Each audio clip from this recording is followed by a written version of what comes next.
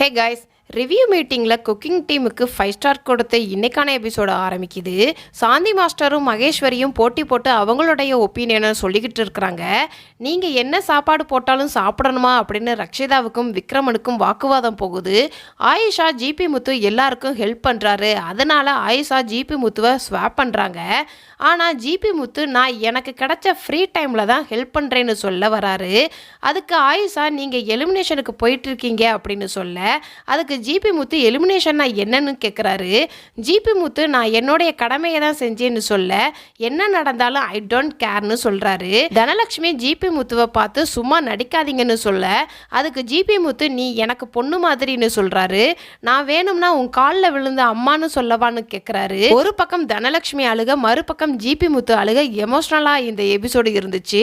GB முத்துக்கு ஆறுதல் சொல்ல கதிரவன் வராரு. குலைபா சாங்குக்கு எல்லாரும் டான்ஸ் ஆட சைடு கேப்பில் ராபர்ட் மாஸ்டர் 2 பொண்ணோட குத்தாட்டம் போடுறாரு. இன்னொரு பக்கம் அசல் கோளாறு டான்ஸை பற்றி டீச் பண்ணிட்டு இருக்கிறாரு.